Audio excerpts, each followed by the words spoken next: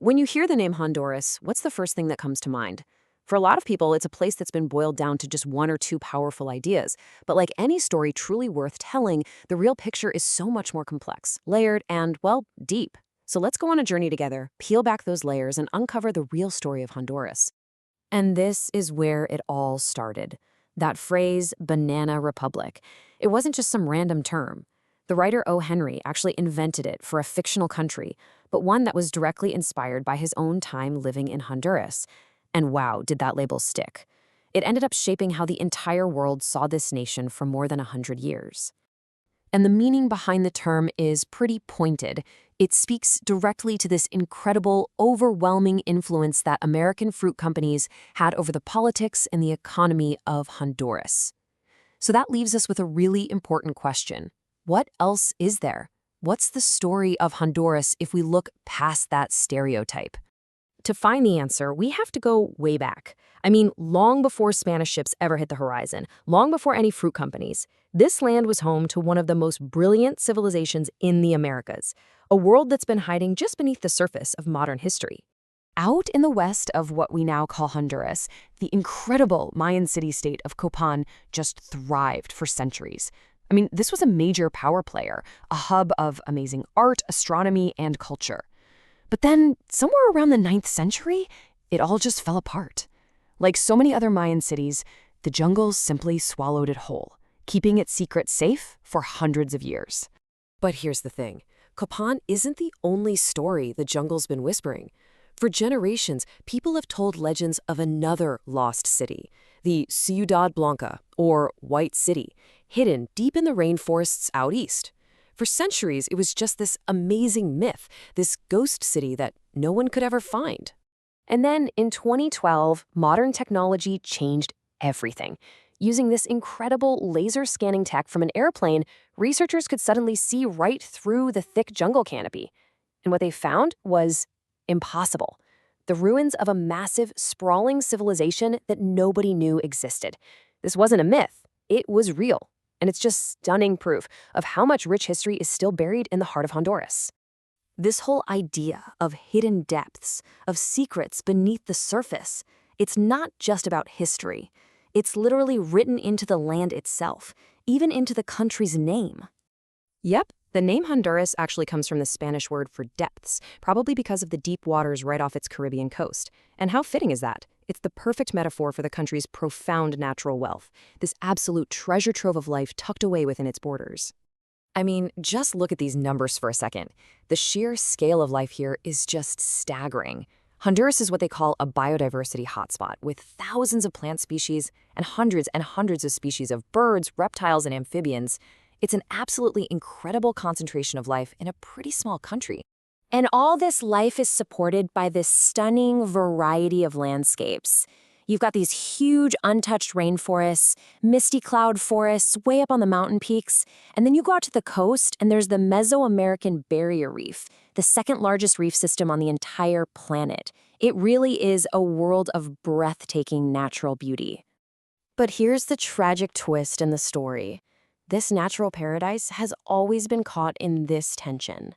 Its richness made it a target for people who wanted to exploit it, and its location left it wide open to the full, raw power of nature. So, to really understand Honduras today, you have to get a handle on its history. And that history was forged in conflict, a pretty relentless cycle of instability, where outside powers and internal struggles kept reshaping the nation's destiny over and over again. You can see the pattern emerge pretty early on, from the Spanish conquest right through independence. But the late 1800s, that brought a totally new kind of power. American fruit companies came in and basically built their own little self-contained worlds on the North Coast, carving out their own territory. Then the 20th century was just hammered by military coups and political crises, all made so much worse by awful natural disasters like Hurricane Mitch. And the link between corporate money and military muscle was just undeniable.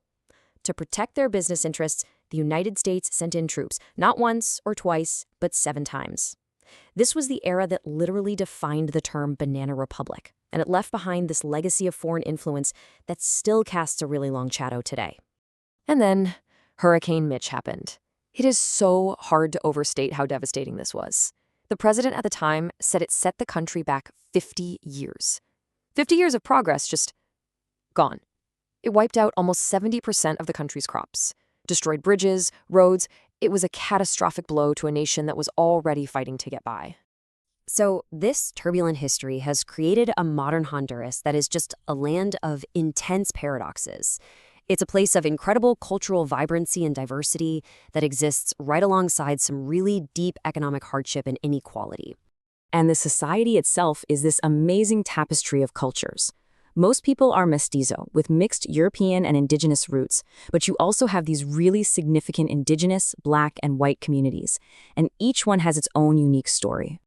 But then you put that rich cultural mix right up against this brutal economic reality.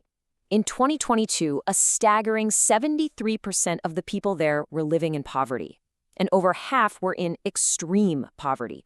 This is the central, heartbreaking paradox of Honduras today. And when you zoom out and look at the region, that gap becomes even more stark. The country's GDP per person is just a little over half of the average for Central America. It's one of the poorest and most unequal nations in the entire Western Hemisphere. And you can literally see this inequality just by looking at the country. You've got these bustling industrial cities like San Pedro Sula, where the wealth is concentrated, but just outside those city limits, a huge part of the country is just trying to survive by farming a small plot of land. It's like two completely different realities existing in the same place, and it creates one of the highest rates of income inequality in all of Latin America. So where does all of this leave Honduras now? Well, after centuries of turmoil, the country is really at a critical crossroads, facing these deep-rooted challenges head-on while trying to find a new way forward. But there has been a recent development that offers a real glimmer of hope.